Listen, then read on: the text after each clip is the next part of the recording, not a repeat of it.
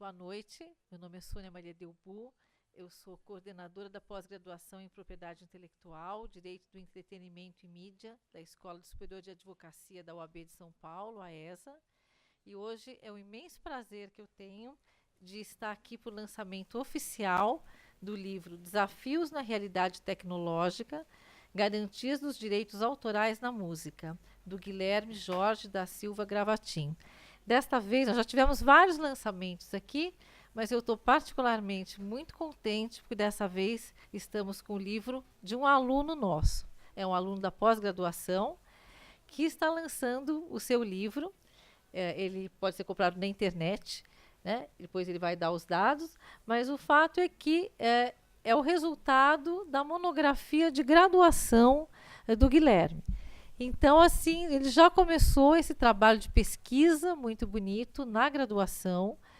Foi um trabalho excelente que se tornou um livro, né? E, então, por isso, para mim, é muito importante. Então, nós vamos falar sobre isso hoje, né? Além do lançamento oficial, nós trouxemos aqui o orientador dele, né? Que é o Dr. Carlos Eduardo Abreu Bucô, que ele é professor de Direito da Unesp, e ele é doutor em Direito Privado pela Faculdade de Direito da USP, né, mestre em Direito pela Universidade de Brasília, e ele tem uma experiência muito grande em orientar, né? Ele é um professor que adora o que faz, ele encanta os alunos ensinando e ele consegue orientar incrivelmente bem, tanto que eu acho que o resultado, né, com certeza, boa parte da culpa é dele, né? Então, ele vai falar hoje sobre a importância da pesquisa e da monografia na consolidação do aprendizado acadêmico. Depois, o Guilherme vai falar sobre o seu livro, né? E depois nós temos a doutora Juliana, que também vai falar sobre a obra. Ela trabalha com música e vai contar um pouquinho, né, do que ela achou, dos comentários dela. Estamos muito contentes de estar com vocês, conosco no Facebook. Depois, se vocês tiverem perguntas, podem encaminhar.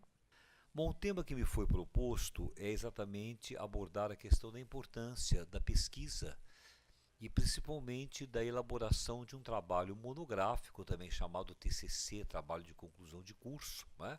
Ou monografia, como querem alguns, nos cursos de especialização. Tá?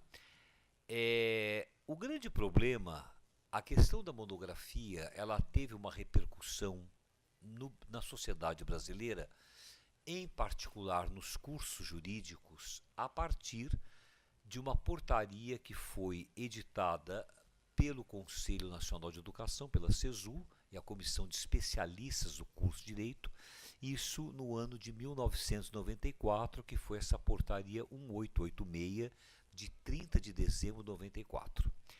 Essa portaria tornou obrigatória a elaboração de um trabalho final, de uma monografia que não é uma dissertação de mestrado, nem é uma tese de doutorado.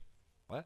A elaboração do trabalho monográfico, o termo fala monográfico, quer dizer, é um tema monotemático que o aluno deve escolher de acordo com a sua área de preferência ou identificação durante o curso de graduação. Então pode ser na área de penal, na área de civil, na área de internacional, conforme ele tenha professor disponível para orientá-lo, o interesse, e também ele tem afinidade com a área, pelo menos. Pode ser que ele não tenha assim, muita certeza do tema a ser escolhido, mas principalmente da área do seu interesse, porque é muito desagradável você estudar ou pesquisar um tema, principalmente com elaboração monográfica, sem ter interesse, em ter alguma afinidade com a área pretendida. Então isso gerou, digamos assim, um tumulto em termos de Brasil, porque todos os cursos de direito, tanto da área das instituições públicas como privadas, tiveram que organizar os seus regimentos e estabelecer um ritual, porque em princípio a monografia no curso jurídico, ela, além de ser um trabalho escrito, exigindo uma bibliografia, exigindo uma proposta temática, os objetivos, um resumo, né? Essa monografia também exigia que a apresentação dela fosse feita perante uma banca examinadora. Então isso tudo exigiu uma reestruturação dos regimentos dos cursos jurídicos. Então isso foi muito Claro que isso efetivamente repercutiu de um ponto de vista negativo, porque isso implicava em pagamento de hora extra para os professores examinadores. Então é claro que as instituições particulares de ensino não gostaram muito dessa história e já tentaram de fazer, digamos assim, o seu lobbying no sentido de ou extinguir essa possibilidade ou então modificar a forma da apresentação do trabalho monográfico, né? Agora, o que veio modificar essa situação? Mas, na verdade, pessoal, historicamente falando, o direito sempre está a reboque da história.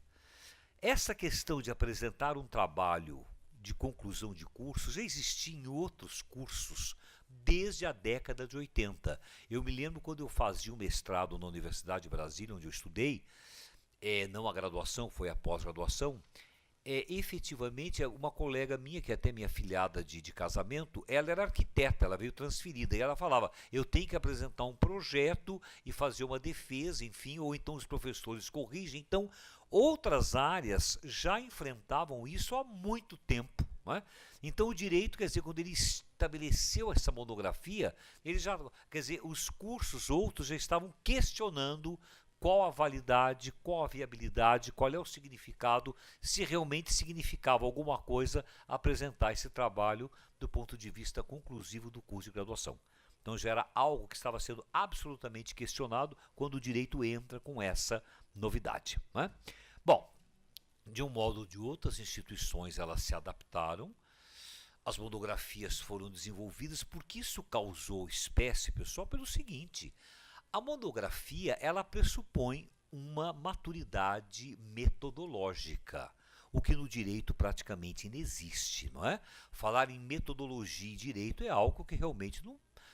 falar em ciência, e tudo que se quer discutir no direito é a sua prática, menos a sua fundamentação científica. Tanto que a disciplina Introdução ao Estudo do Direito, ela é designada dessa forma, porque quando você fala em introdução à ciência do direito, você já vai criar problema. O que é ciência e o que é estudo. Então, aqueles que não são versados em filosofia, que não têm uma informação mínima na área de propedêutica jurídica, não têm interesse em desenvolver esse tipo de trabalho, tá?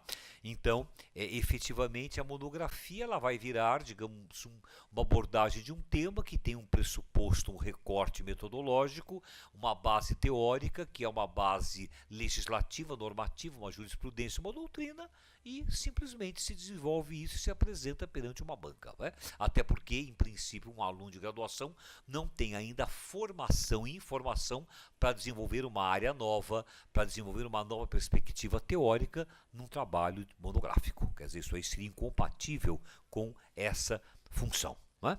De modo que essa exigência pegou de surpresa as instituições, porque evidentemente os professores não tinham formação para orientar, porque muitas vezes juízes, promotores, advogados não têm hábito de escrever trabalho científico. Eles escrevem petições, recursos, sentença, mas isso não é ciência, isso não é trabalho científico, né? Então, efetivamente, isso causou um transtorno muito grande, além de onerar financeiramente as instituições, porque ninguém ia orientar ou ninguém iria participar de banca gratuitamente, todo mundo queria receber pelo seu trabalho, né? Senão estaríamos diante do que ser um trabalho escravo, né? Então, a orientação pressupõe, eu sei na época da Uninove, por exemplo, eu remunerava os professores pelas horas de orientação, de pesquisa, enfim, é justo, o professor estava ali acompanhando o trabalho do seu orientando. Outro problema, as instituições privadas, as públicas, elas têm um número excessivo de alunos. Então, qual é o limite de orientando por professor? Porque é impossível se orientar 15, 20, isso não é orientação, isso daí é um pardieiro de informações, porque a orientação é uma atividade quase que filial, né? A orientação você tem que acompanhar leitura, fichamento, discussão, texto, redação, estrutura, tem que montar o projeto, que não é índice de livro, não é? Uma coisa é você fazer um índice de livro, não, outra coisa é montar um projeto. Então, o projeto tem que ter o tema, como é que ele se estrutura, o seu ponto de partida, onde você quer chegar, o que você quer enfrentar, o que você não quer enfrentar. A introdução de um trabalho realmente é a última parte, que você não sabe que você vai descobrir durante a sua pesquisa. Isso tudo pressupõe uma análise e um conhecimento de metodologia científica, o que no direito praticamente é quase que impossível. Até porque essa disciplina ela ficou, digamos, situada no primeiro, segundo semestre do curso, e é uma crítica muito grande, que um aluno quando sai de um nível médio, ele sai de um ensino fundamental, ele não tem trânsito nem em filosofia, nem em ciência, muito menos em direito, né? Então é a minha grande preocupação que eu faço um questionário com os meus, digamos, primeiro-anistas, é por que você escolheu direito, né? Qual é essa, o que você viu nisso? Eu exijo que ele responda, para saber se ele tem consciência do que ele está fazendo. E exatamente você vê, ele não tem ainda aquele traquejo, a leitura filosófica que uma monografia, um trabalho científico exige. Portanto, isso foram vários percalços que as instituições tiveram que enfrentar. As públicas, talvez em menor escala, não é que estivessem sem problemas, teriam também, mas como haveria professores que já trabalhavam de uma certa forma, de uma forma interdisciplinar, digamos, com a sociologia, com a filosofia, com a antropologia, enfim, talvez tivessem, digamos, professores de outras áreas da história, como é o caso da Unesp, né? Então são professores. Tem um problema, eles têm a formação mais rigorosa em ciência, mas eles não têm a aplicação daquilo para o direito. O aluno de direito detesta ter, por exemplo, aula com sociólogo, com professor de outras áreas, porque ele não tem formação em direito. Então ele não vai focar o aspecto histórico-metodológico na perspectiva jurídica, e sim na perspectiva da sua área. E, via de regra, é uma área crítica e não gosta muito do direito. Então são os problemas que nós enfrentamos, né? Bom, aí passando a uma grande situação complexa que ocorreu com a entrada em vigor da LDB, a Lei das Diretrizes e Bases da Educação. Porque a LDB, ela criou uma situação de dúvida, porque ela disse o seguinte, que o trabalho monográfico ficaria a critério das instituições. Parece que foi uma luta, porque essa LDB foi aprovada de uma forma solerte, do dia para a noite. Não foi uma lei que tenha sido discutida com as bases. Quando eu falo base, gente, não é nada de esquerda. Eu digo bases, as instituições legitimamente competentes, capacitadas para discutir o problema. Essa lei ainda foi no governo Fernando Henrique, passou do dia para a noite sem uma menor discussão, isso foi muito criticado. E eu tenho a impressão que esse grupo lobístico das instituições privadas já praticamente pretendia isso, que a monografia fosse algo facultativo, que as instituições que quisessem poderiam adotar ou não o trabalho monográfico. Então isso tumultuou um pouco o meio de campo. Essa dúvida ficou, se discutiu muito, isso foi em setembro de 2004, quando entrou em vigor a nossa legislação de diretrizes de base da educação nacional. E é claro que o ensino superior foi regulamentado por normas do Conselho Nacional de Ensino Superior, que é a CESU, né? E o Conselho CNE. Aí foi a resolução 9 de 29 de setembro de 2004 e o seu artigo 10. Então, aí foi a questão. Na verdade, o que se estabeleceu foi o seguinte, essa resolução tornou a dizer não, a monografia é obrigatória. Agora, a forma de avaliar a monografia é que vai diferenciar conforme a instituição ela estabeleça banca ou não banca, enfim, a banca já não é mais obrigatória. E isso acontece, por exemplo, em outros cursos. Por exemplo, na Unesp, o Serviço Social, Relações Internacionais, o aluno faz a monografia, mas é uma banca, o professor corrige. Um outro professor corrige, mas não tem banca discutindo, debatendo. O direito, por uma tradição, manteve a banca.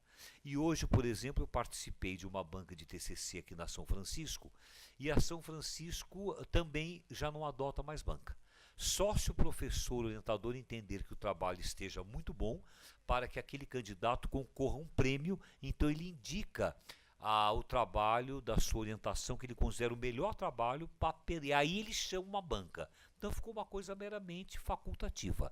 Então a USP hoje, as monografias não são mais suscetíveis de banca examinadora. Tá claro? Então não tem tempo, o professor não tem tempo para isso, não valorizam, e lá tem um nome muito erudito. É exatamente o que acontece na Itália. Quer dizer, na Europa, ninguém se forma sem apresentar um trabalho. Na Espanha se chama tesina, na Itália é mais eloquente para nós, se chama laurea, a tese de laurea. Então, se diz, o aluno foi laureado com a tese e tal. Então, isso eu assisti, porque eu até traduzi, era um pensionato que eu ficava em Roma, e dessa família somente o filho caçula estudou na universidade. E ele fez filosofia e trabalhou lá como autor. E o comparison, né? E que trabalha um pouco a questão da filosofia, economia e tudo mais, e ele pediu que eu traduzisse a monografia dele. Foi a traduzir, eu consegui a publicação no Brasil. Então eu fui assistir. Então realmente era uma banca, chamava, quer dizer, a tese de Laurea. E a São Francisco não usa termo monografia nem TCC, usa tese de Laurea, né? Só que hoje, assim, não é mais sujeito à banca. Então a dúvida ficou. A lei de diretrizes e base, ela eliminou a exigência do trabalho monográfico para a conclusão do curso ou não? Ou efetivamente é obrigado? Então, realmente, a monografia continua como exigência para a conclusão de curso. Agora, a maneira pela qual a monografia vai ser avaliada, isso sim está no critério de cada instituição. Tá? Bom, agora eu só vou transplantar esse tema para a nossa área. A questão do trabalho monográfico nos cursos de especialização. Bom, primeiro, a especialização, que é o que a ESA oferece aqui, ela é temática, não é? Na verdade, é o seguinte, a monografia para esses cursos, ela se torna obrigatória e sempre foi, tá? Porque exatamente como se regulamenta a pós-graduação no Brasil, são os trabalhos da pós-graduação que nós temos em lato sensu, em sentido estrito ou estricto sensu. Bom, estricto sensu são os níveis de mestrado e doutorado. Então, aí depende de que tipo de perfil este aluno quer atribuir à sua carreira e à sua profissão. Então, se ele pretende a vida acadêmica, se ele quer ser professor, quer ser pesquisador, ele deve encarar um mestrado e um doutorado. Embora a nossa política educacional seja tão, digamos assim, sórdida em certos aspectos, que ela já desenvolveu uma história de mestrado profissional. Quer dizer, não há necessidade. Porque nós temos o curso lato sensu que já faz esse papel. Mas como eles querem o título, e como a parte acadêmica dá trabalho, porque tem que ter aumento de carga horária, tem que ter horas de pesquisa, tem que ter uma densidade filosófica, teórica, então certos setores não querem, principalmente no direito, eles querem trazer a técnica e a prática para o universo da pós-graduação. Que é claro, na área de história, na área da sociologia, na área da filosofia, isso não é problema, né? Porque realmente a matéria é a área, o núcleo duro do pensamento. O direito fica naquela divisão do o estudo social aplicado, né? Quer dizer, ciência social aplicada. Quer dizer, na verdade, tem uma dimensão teórica profunda, é filosofia pura, evidentemente que o é, mas tem a questão da prática, porque o direito também é experiência. Então, essa divisão favorece e, ao mesmo tempo, prejudica a concepção do direito que se ensina, a concepção do direito que se realiza, que se cria, enfim, e a própria problemática política do direito como, digamos assim, um dado cultural na nossa formação e no nosso contexto. Bom, então é de se ver o seguinte, se eu não estou visualizando a questão digamos, da formação acadêmica do bacharel em direito, então eu quero efetivamente ter uma outra perspectiva, eu quero uma perspectiva profissional. Então aí sim, eu tenho os níveis de especialização, quer dizer, o curso lato sensu, que eu tenho a especialização clássica, que é o caso aqui da ESA, também tenho o curso de aperfeiçoamento. Tanto um como o outro, pessoal, estão disciplinados desde muito tempo pelo Ministério da Educação. Tá? Já há pareceres sobre essas modalidades. E quanto a isso, não é? a especialização, a monografia é um trabalho obrigatório. Sempre foi. Primeiro que a especialização ela tem uma carga horária mínima em sala de aula. Hoje já se modificou um pouco por causa do ensino à distância. Então tem um percentual de cargas, digamos assim, das aulas chamadas presenciais e tem uma carga horária que pode ser à distância, a depender de como o curso regulamenta. Embora esse curso tenha que ser credenciado perante o Ministério da Educação. Então, ao final, todo curso de especialização, o aluno tem que desenvolver um trabalho monográfico. Embora não tenha necessidade de ter um caráter científico, teórico, mas ele tem que compulsar os dados técnicos, doutrinários e jurisprudencial do tema que ele desenvolve. Agora é somente entregar o trabalho, não precisa ser perante defesa, perante banca, nada disso, mas o trabalho escrito é necessário fazer, né? E não há mistério. Na verdade, uma orientação, um projeto, qual é o tema que eu quero, qual é o aspecto que eu quero examinar e desenvolver a historicidade daquilo, como é que aquele instituto, aquele princípio vigorou no direito brasileiro, a partir da Constituição, legislação extravagante, como é que os tribunais passaram a analisar se houve mudança de jurisprudência, isso qualquer profissional do direito tem condições de fazer, porque ele acompanha essas modificações da própria legislação. Então, o trabalho, a monografia, ela é um trabalho importante e ela é obrigatória. Exatamente por quê? Aí é a diferença da especialização e do aperfeiçoamento. Então, por exemplo, o aperfeiçoamento, se eu quiser ter um dado a mais na minha formação de especialista em direito previdenciário, o aperfeiçoamento vai apenas me dar, digamos, um novo procedimento, uma nova técnica, uma nova abordagem legal. Então eu vou ter o aperfeiçoamento, né? Por exemplo, se eu sou um dentista, eu quero apenas ter uma abordagem técnica de usar um aparelho X para fazer, sei lá, digamos, implante. Então isso é um aperfeiçoamento. A diferença é essa. A especialização atribui título ao aluno. Ele vai ser considerado especialista. Por isso que ele tem que ter uma carga horária mínima cursada e tem que ter um trabalho monográfico. Além das notas obtidas, isso consta no seu histórico escolar, isso vai constar, digamos assim, nas orientações, digamos, que ele teve durante o curso, as disciplinas cursadas, a sua conclusão e também anexar o texto monográfico. Por exemplo, o aperfeiçoamento não tem título nenhum, por isso que não tem que apresentar trabalho, é apenas uma forma de você concretizar uma formação já urida. Essa é a diferença. Então, por exemplo, havia muito curso de aperfeiçoamento em termos de magistério.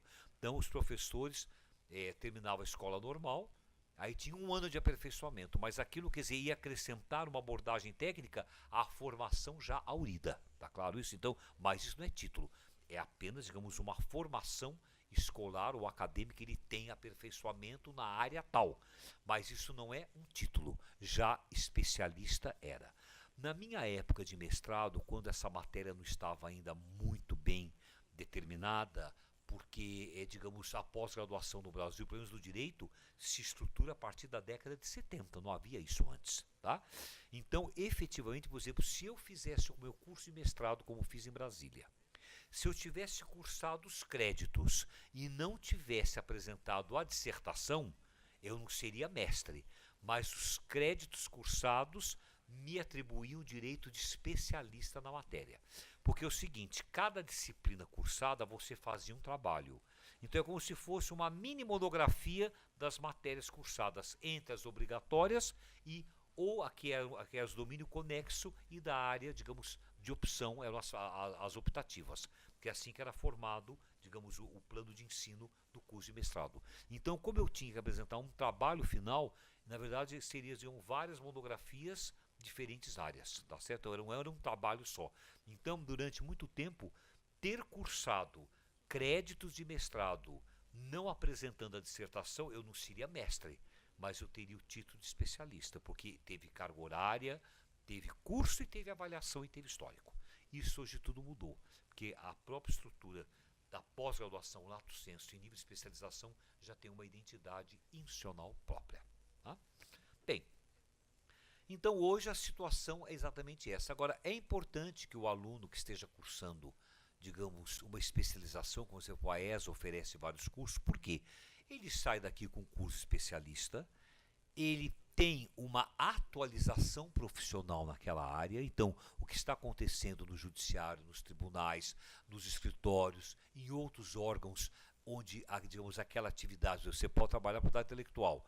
Então você tem um INPI, propriedade industrial, então o que acontece ali? Então você tem uma informação importante atualizada naquele domínio. Então é importante que o aluno faça um trabalho, uma monografia, porque efetivamente ele vai consolidar tudo aquilo que ele aprendeu na área que ele escolheu. Por exemplo, eu quero fazer aqui a propriedade intelectual. Então é a minha área, eu vou fazer nisso. O outro quer, por exemplo, na área penal.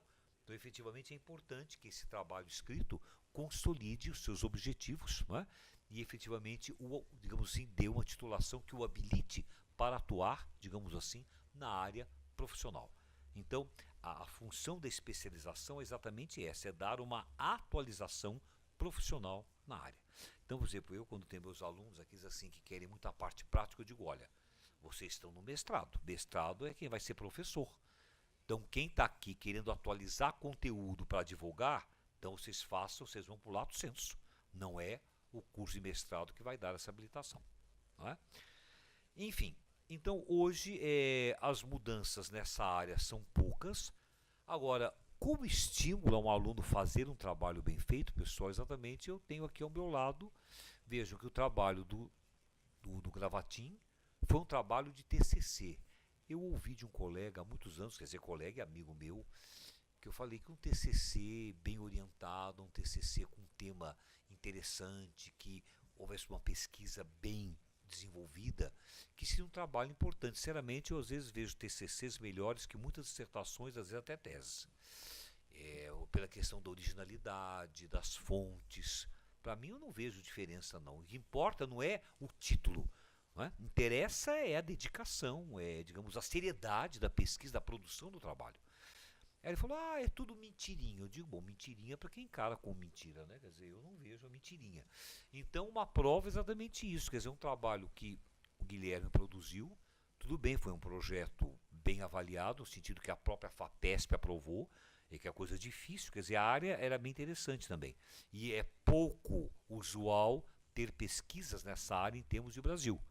Então ele foi privilegiado pela área que escolheu, a área com a qual ele tem afinidade. Agora, e isso resultou, não foi uma monografia que vai virar um arquivo morto de biblioteca. É você transformar isso em algo vivo, em algo interessante, trabalho bem feito, estruturado, como ele conseguiu que o seu TCC virasse efetivamente um livro. E tem muita gente que defende dissertação de mestrado, até tese de doutorado. Bom, claro, aí tem outra questão que é política editorial. Você vê teses brilhantes, mas como não são vendáveis, então efetivamente elas encalham. E às vezes tanta porcaria escrita, quer dizer, reeditada, e eu critico isso porque o CNPq chegou a cogitar que a excelência de uma obra seria exatamente pelos volumes de venda. Então isso foi um critério que chegou a passar pelo juízo de um grupo do CNPq. Quer dizer, você vendeu tantos títulos, então a obra é boa porque ela vende. Quer dizer, isso é um absurdo, porque depende do público-alvo e a quem se destina e quem é que consome isso daí, né? Que certas obras, certas pessoas, mesmo tendo nível universitário, não chegam nem perto. Nós sabemos que, infelizmente, o Brasil nos apresenta essa realidade, não é? Bom, pessoal, em linhas gerais, quer dizer, o que eu teria que falar aqui sobre essa questão da monografia, enfim, sobre a função dela, institucionalmente, legalmente, temos regulamentar, eu acho que os pontos mais eloquentes eu apresentei a vocês, não é? E aqueles que estejam fazendo a sua especialização, procurem caprichar, que às vezes um trabalho, uma monografia bem feita, ela pode ser elucidativa, ela pode abrir caminhos até para quem esteja na graduação, dependendo da área que se escolha. Tá? Bom, eu agradeço a atenção e estou aqui para eventualmente responder questões do interesse do público-alvo. Tá? Muito obrigada. Agora eu vou passar a palavra para o autor, Guilherme Gravatin, e depois, ao final, a gente abre para perguntas. Bom, boa noite a todos. Primeiramente, eu gostaria de agradecer a presença do professor Bucô, da Sônia e da Juliana, que gentilmente compõem mesa comigo essa noite. E agradecer a presença das pessoas que estão aqui. Muito obrigado. E eu gostaria de iniciar a minha fala transportando um pouquinho da questão da monografia para o universo que a gente está inserido aqui da propriedade intelectual e um pouco mais diretamente, por conta desse livro, a questão do direito autoral na música, né? É muito engraçado porque, assim, a nível de graduação, a gente não tem muito contato com a propriedade intelectual ou mesmo com o direito autoral. E eu percebo que, assim, justamente o empenho de ter ido atrás de uma pesquisa nessa área me fez desenvolver, assim, uma familiaridade muito maior com o conteúdo e que, vamos dizer assim, traçou meu caminho para chegar até, vamos dizer, a pós-graduação nessa área e tudo mais.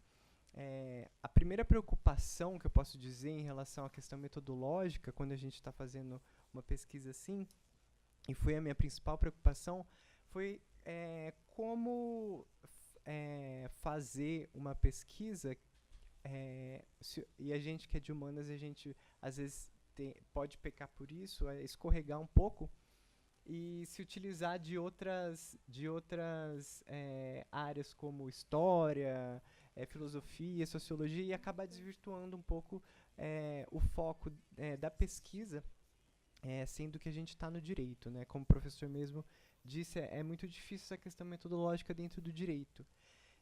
Então, como manter essa essência jurídica, né? E não se transformar isso num trabalho de outra área. Eu posso dizer que foi muito gostoso, assim, e mesmo tendo essa preocupação jurídica, eu me utilizei e, vamos dizer assim, namorei um pouco dessas outras áreas aí que foram importantes na construção desse trabalho, né? Bom, outra coisa legal em relação a esse livro foi justamente a questão de desenvolver uma parte bibliográfica e uma parte de campo, né? Uma parte empírica. Eu acho que isso só trouxe a acrescentar no trabalho, foram entrevistas, e é uma coisa que até tem alguns membros do grupo do primeiro semestre aqui, é uma coisa que eu falo sempre para o pessoal, seja dados quantitativos, qualitativos, essa pesquisa de campo realmente ela enriquece.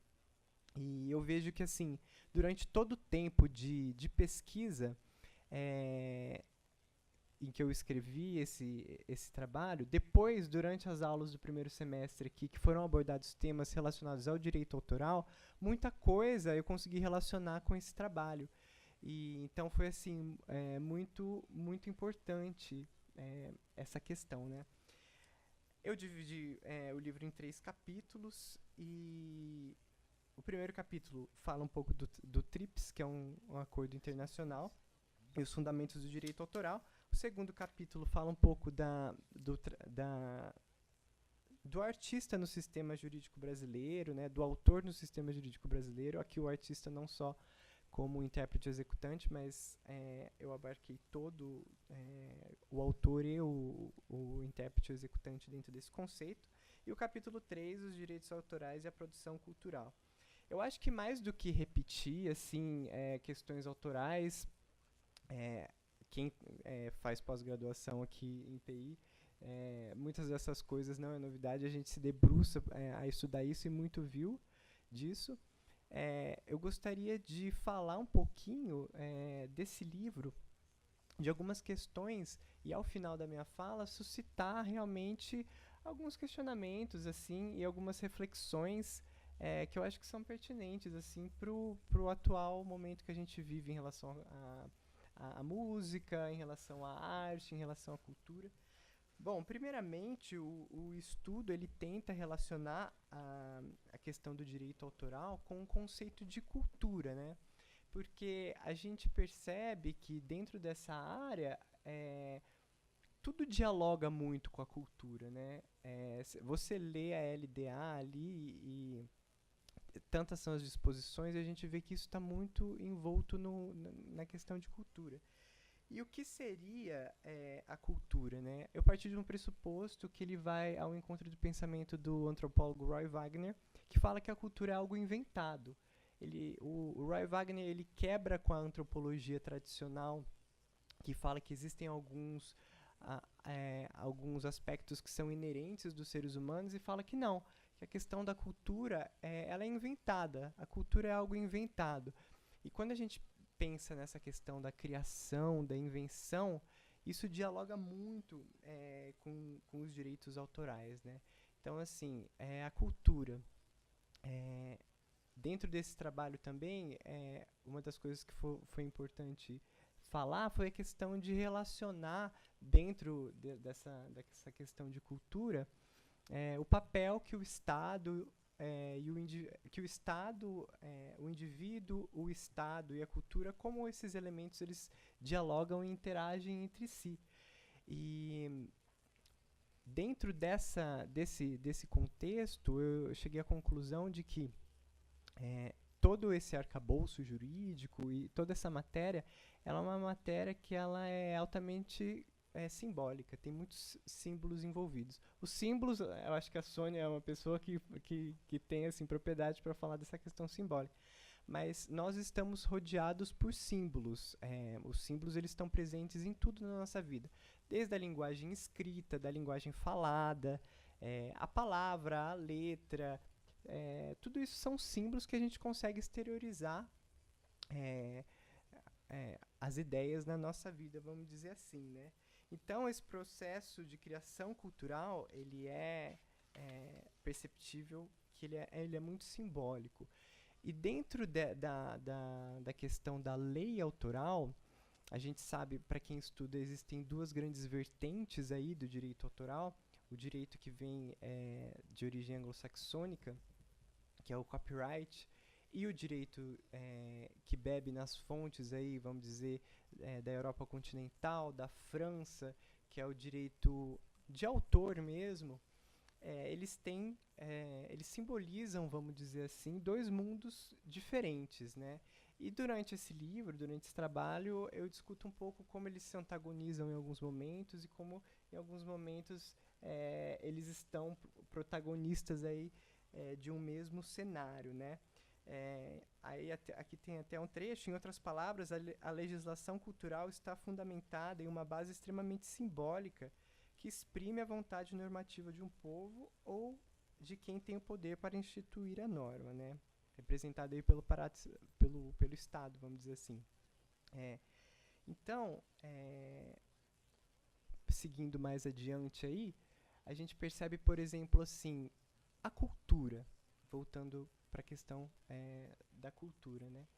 Ela tem uma variação semântica no decorrer da história que é muito interessante, né? Quando a gente tá estudando essa parte autoral, essa parte de copyright, porque a cultura ela se modifica, né? Isso tudo o próprio Roy Wagner discute no livro A Invenção da Cultura, que a cultura ela se modifica para algo relacionado ao refinamento social, né? A palavra cultura ela vem de uma forma modificada do vocábulo latino cafere, que seria cultivar, e conforme passa o tempo, ela assume essa roupagem de que o indivíduo, isso mais perto do século XVIII, século XIX, o indivíduo que conseguia se cultivar, que conseguia estabelecer dentro de si alguns padrões de consumo relacionado à arte, relacionado à música, à arte em termos gerais, esse seria uma pessoa, vamos dizer assim, aculturada, uma pessoa com cultura. E a gente percebe que na época em que o regime europeu era predominantemente a monarquia, existia, vamos dizer assim, uma utilização pelo próprio Estado da cultura como o quê? Como uma forma de estabelecer a ordem, estabelecer um comportamento social que fosse esperado. Quando a gente pega a questão que é mais perto da modernidade, da pós-modernidade, Zygmunt Bauman ele fala que existem dois movimentos. Um primeiro movimento é de grande seletividade em relação àquilo que é cultura, então o que realmente é cultural, então extremamente seletivo e só algumas coisas adentram no que seria cultura. E um segundo movimento, né? Eu não estou aqui para falar qual é o movimento certo, qual é o movimento errado, só para incitar mesmo esse pensamento. O segundo movimento, que vamos dizer assim, influenciado diretamente pelo capitalismo, é que como tudo pode ser consumido, como tudo a gente consegue transformar em um produto, consegue vender, tudo isso é cultura, né? Então, a gente percebe que, voltando aqui, que o objetivo dos primeiros financiamentos de arte pelas autoridades francesas se relacionavam justamente com padrões culturais desejáveis. Então, o Estado precisava de ordem e a cultura vamos dizer assim, era uma maneira de se estabelecer isso. Eu não estou aqui para ser maniqueísta a ponto de falar que isso é extremamente errado, que isso é doentio, que isso é polarizar isso. Eu acredito que historicamente houve um momento em que essa organização foi necessária e a cultura entrou aí como uma aliada para desenvolver isso, né? E quando a gente pensa no advento e no embrião do copyright, que foi o primeiro direito de cópia, a gente percebe que existe uma proteção muito grande vinculada aí ao interesse estatal, né? Então, protege-se a cópia. Eu dou um monopólio para que você, livreiro, possa publicar um livro. Só que você, livreiro, como é amigo do rei, não vai publicar nada em nenhum livro que seja contra o regime, que seja contra os nossos interesses de monarquia. Então a gente percebe que a origem do copyright está aí. É controlar mesmo o que se disseminava, né? Depois, com a Revolução Industrial, e esse já é um caminho que vem para a atualidade, vamos dizer assim, se encaminha para a atualidade, com a Revolução Industrial a gente vê que isso se transformou em uma matéria-prima de venda mesmo, de um produto, vamos dizer assim, né? Ele transforma o artista, o criador de um produto que pode ser explorado economicamente. Então, antes, interesses majoritariamente políticos e depois um interesse mais comercial. E é exatamente isso que a gente vê com o advento do TRIPS, né? Que em um dos capítulos eu começo a tratar do TRIPS dentro do livro. Que o TRIPS nada mais é do que uma nova ordem mundial no mundo.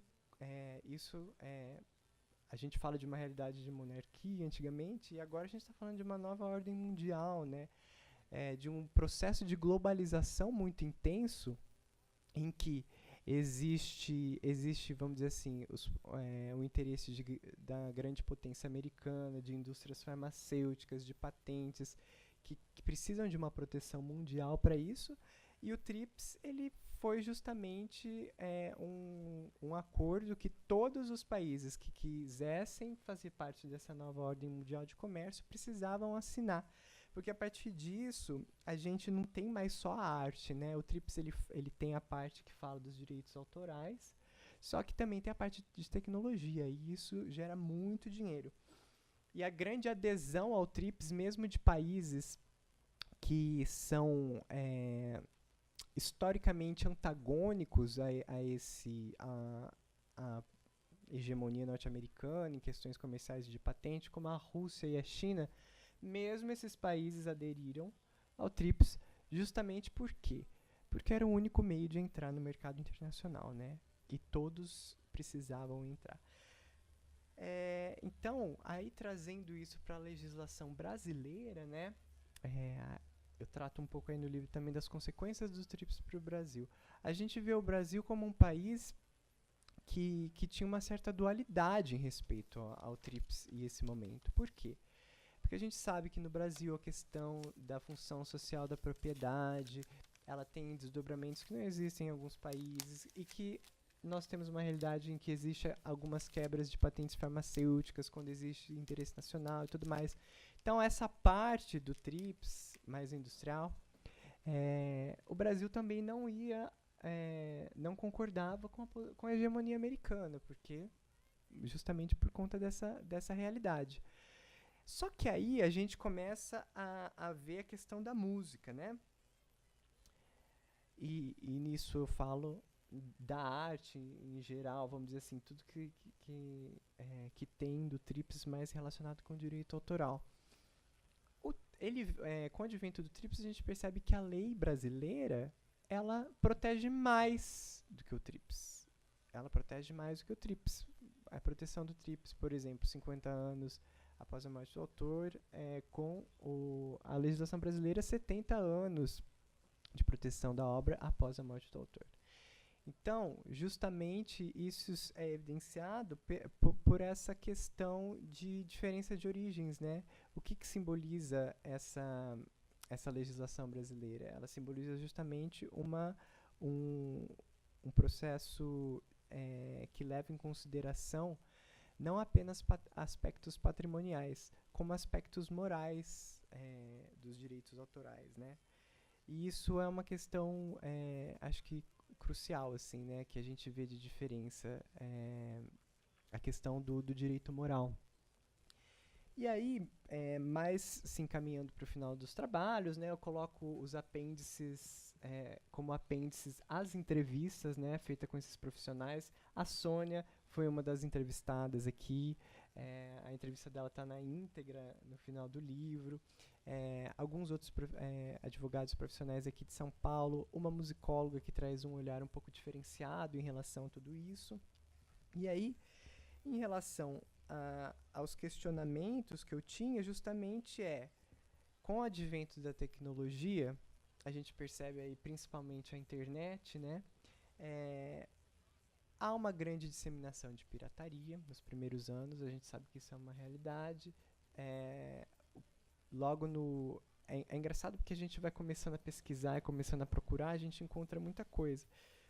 Encontrei declarações, entrevistas de presidentes de grandes gravadoras e produtoras, como a Sony, Warner, EMI, dando entrevista para a Folha falando que o mercado fonográfico ia acabar, que era uma cena apocalíptica e que isso ia morrer. A Gi, que está ali no fundo, sabe muito bem, porque ela trabalha com isso, né, que isso não aconteceu e que hoje a gente tem toda uma nova realidade, justamente por conta aí do advento da internet, né.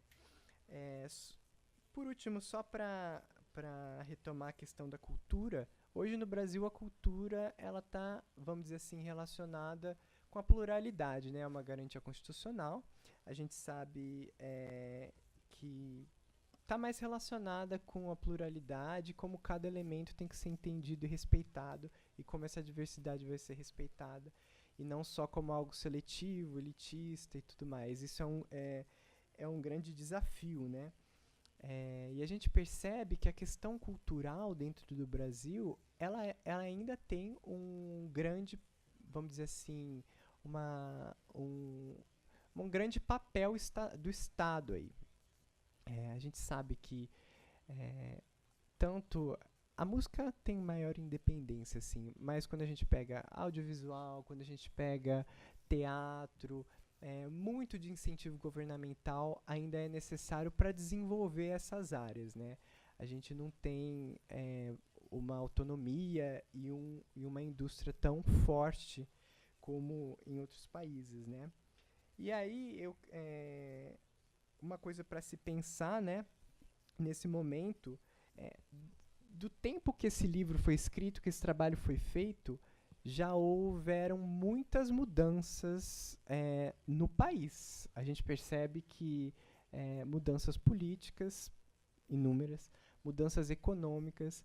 A gente está se recuperando aí de uma grande recessão, mas isso é algo que ainda assola, vamos dizer assim, o Brasil. É algo que ainda é vivido, né?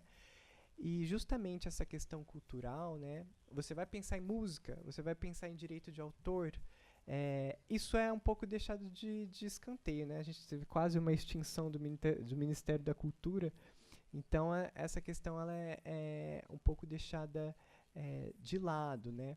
Só que a gente percebe que justamente nesse momento em que existe uma grande tecnologia e que as pessoas, vamos dizer assim, tem tanta liberdade na internet, aconteceu uma democratização da produção cultural, você tem acesso a muita coisa, existe ainda não, existe também uma grande facilidade, vamos dizer assim, de violação inúmeras e abusos na internet, abusos em relação à obra, em relação a direitos de personalidade, em relação a direitos de autor mesmo, assim, pirataria, enfim.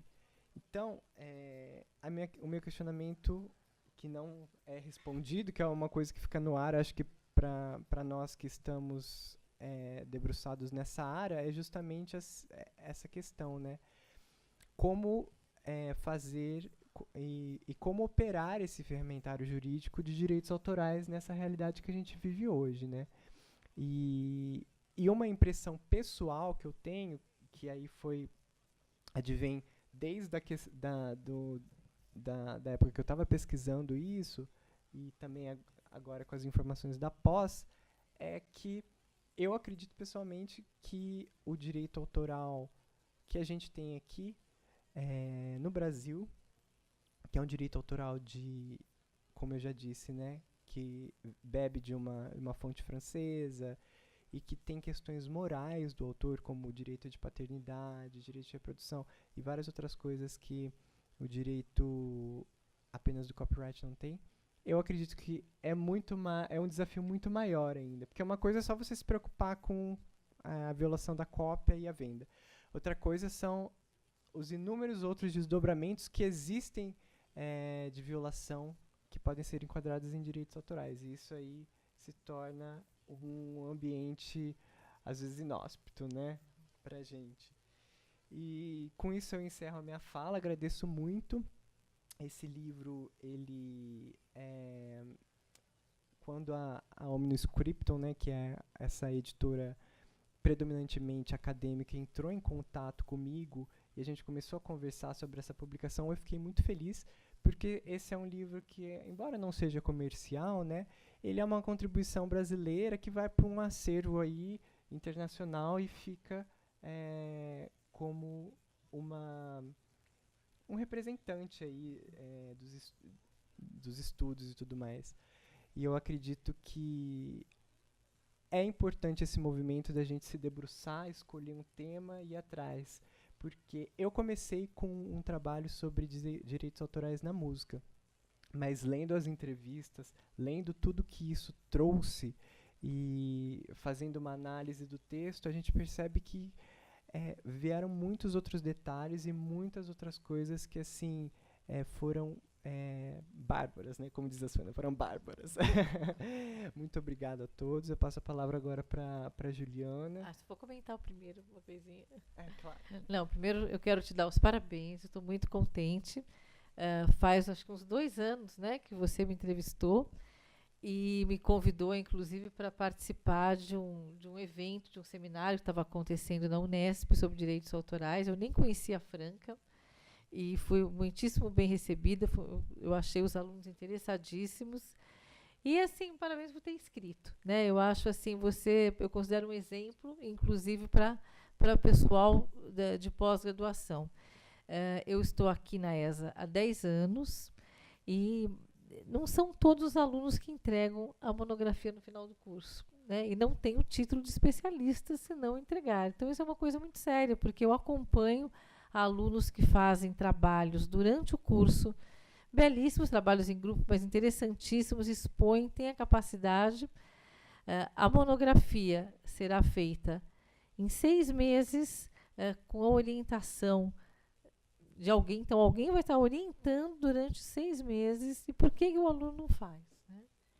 Então, é uma coisa que é muito importante. Eu acho que tem um crescimento muito grande, pessoal, profissional, além do título de especialista, que depende disso. Então, parabéns, estou muito contente de ter um exemplo de alguém que já começou na graduação, já transformou em livro, né? E agora eu passo a palavra para a Juliana Amaral Toledo, que também é aluna da pós-graduação, é advogada, e ela já leu o livro, já comentou bastante. Não sei se você foi comentando enquanto ele estava escrevendo ou não, enquanto ele estava... Você já viu prontinho? Já vi pronto. Então tá ok. Bom, senão você pega isso.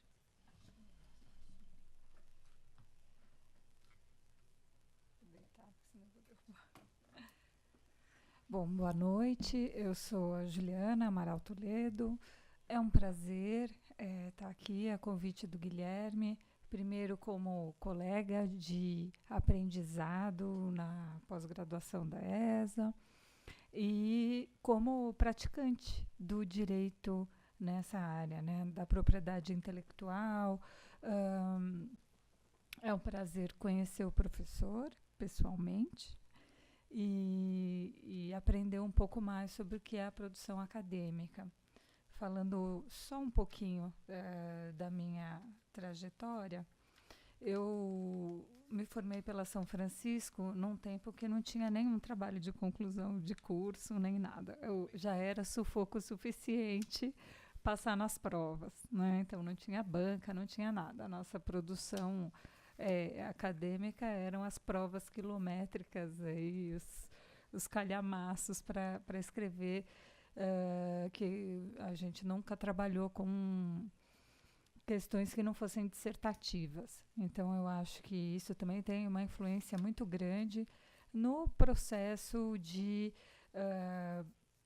dedicação à pesquisa durante o aprendizado, né? De lidar com as palavras, da leitura e da escrita, e que são coisas que hoje em dia, com a tecnologia, com a rapidez das informações e outros métodos aí, didáticos, ficam diluídas, né?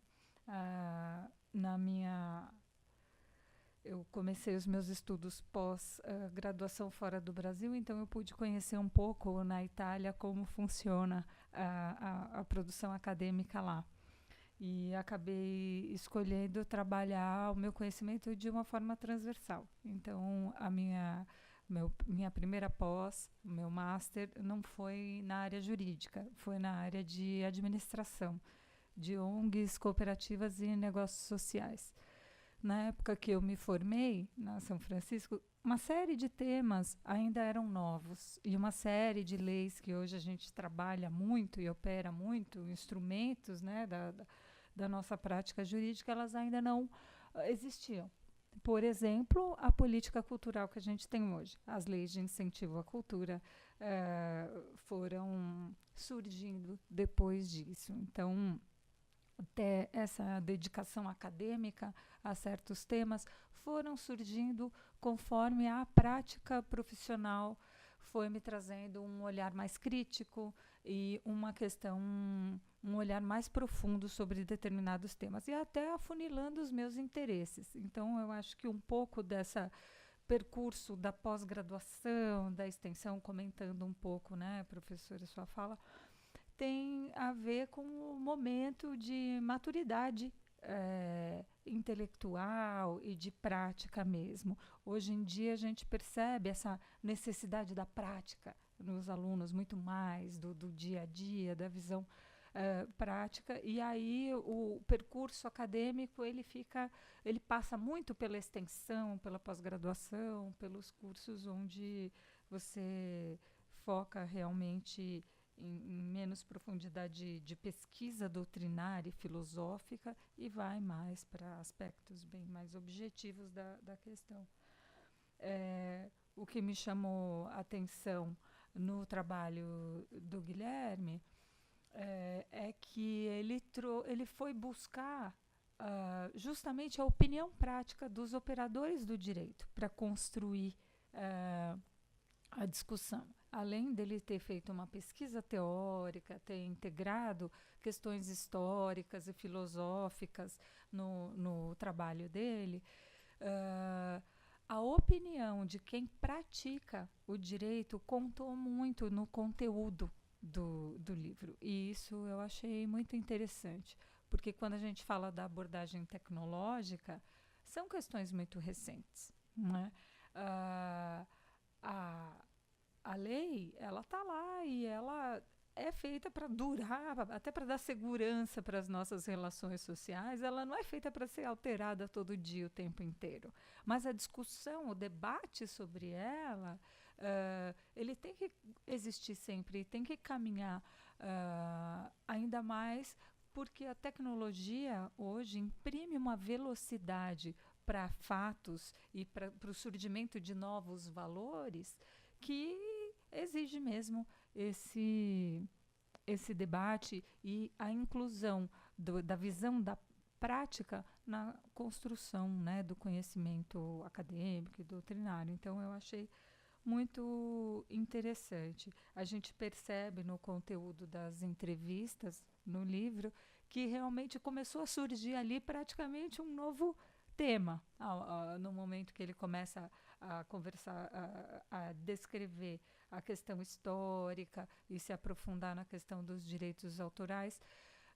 Ali já começou a surgir uma questão da função econômica, né, do sistema de copyrights e o olhar bem da questão do autor sob o ponto de vista econômico, o impacto econômico disso, e também daí já um pouco trazendo para o nosso sistema, onde a gente tem essa divisão entre direito patrimonial e direito moral, o elemento pessoal, né, do autor.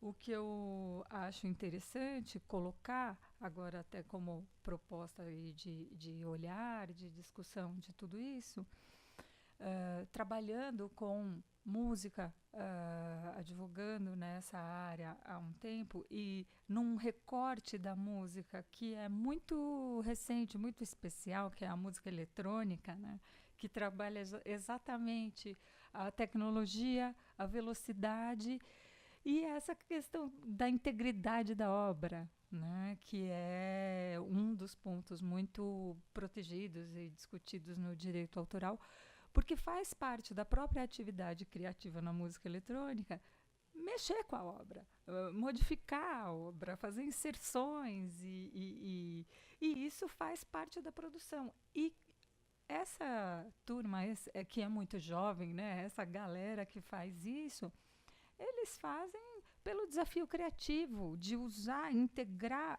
a tecnologia e a música na atividade criativa. Não está pensando se ele está desconstruindo, prejudicando a obra original ou que ele está fazendo disso. Não, mas ele quer imprimir a identidade dele um pouco naquela música que ele gosta. Então, tem uma...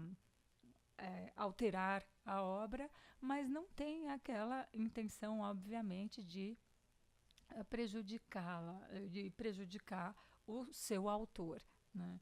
Então, tem esse viés da música eletrônica e da tecnologia na música hoje em dia. E uma outra questão que a tecnologia traz, e olhando para essa discussão econômica, patrimonial, ela desloca também o autor, o artista, não só do relacionamento econômico do ponto de vista do direito patrimonial, mas também em outros direitos da personalidade.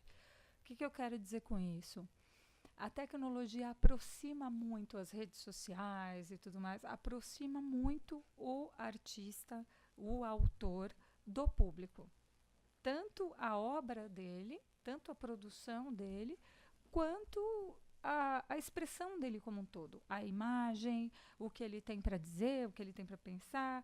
E esse alcance, essa possibilidade de viralizar o tamanho da rede, né, dos seguidores desse artista, contam muito para a valorização econômica dele no mercado fonográfico, no mercado da música, né? Então, a gente tem uma questão de direitos de propriedade intelectual, do direito de imagem, interferindo cada vez mais nessa dimensão do mercado da música. Então, a gente discute aqui muito direitos autorais, mas tem uma outra parte do direito de imagem que também está impactando o mercado da música. Por quê? Nessa distribuição da cadeia de direitos, na valorização econômica da atividade do artista, hoje em dia o que fica para ele de direitos autorais é muito pequeno, perto do que circula na mão dos outros titulares de direitos na cadeia da música. E aonde ele passa a ganhar mais? Na performance, na aparição, no direito de imagem. Então é aí que, economicamente, muitos artistas vêm se sustentando mais do que com a própria música. A música é instrumento, a música para ele é forma de expressão, é uma forma dele se tornar conhecido. Mas o retorno que vem, muitas vezes, é mais ligado à imagem do que à música, à comercialização da música em si. Então, essa é uma outra coisa que a tecnologia trouxe, acentuou nessas características da atividade artística na música, falando dos desafios na realidade tecnológica, né? existe ainda, é um debate que não é tão atual, né, a questão da transparência nessa prestação de contas de como circulam os direitos autorais. Já se está caminhando muito nisso, tem sido feito um trabalho muito grande. Agora, a própria tecnologia está sendo desenvolvida para mapear melhor isso. A gente tem, né, toda a questão do blockchain, e toda uma tecnologia feita para que a distribuição dos direitos conforme a obra circula já vá sendo feita e mapeada automaticamente com a própria tecnologia. Então, ela tem muito a contribuir, ela traz os problemas, mas rapidamente também ela já vai trazendo algumas soluções, né? Enquanto o direito permanece ali, né? Analisando e tentando acompanhar esse movimento todo, né? A gente vê a dificuldade que é, né, nas decisões jurisprudenciais, o tempo que certas discussões demoram em face da velocidade em que os problemas chegam, aumentam e até mesmo se resolvem no mercado da música, né, com a tecnologia em si. Então, acho que são esses os olhares que, da minha atividade profissional, eu poderia trazer aqui para acrescentar no debate, e agradecendo mais uma vez aí o que eu pude aprender com vocês hoje. Muito obrigada, Juliana. E agora, antes a gente passar, a gente já tem umas 2 perguntas aqui do pessoal que está nos vendo pelo Facebook, mas a gente queria primeiro saber do pessoal que está assistindo, se tem alguma pergunta, algum comentário. Tem até colegas de classe aqui do Guilherme. E, aliás, eu acho que até a sua chegada na pós-graduação começou por aí, né, Guilherme? Porque nós nos conhecemos, eu mostrei a pós-graduação para ele, e ele resolveu vir para São Paulo, né, para fazer. Não? Bom, vocês vão pensando. Ah, então faça. Não, que veio. Não, eu vou começar a fazer por essa. Você quer ler? Você quer que eu leia? Você lê? Você lê. Bom, primeiro já tem um elogio aqui, né? Ana Paula Corrêa Patino, sensacional, professor e amigo Carlos Alberto Bucco. Também achei.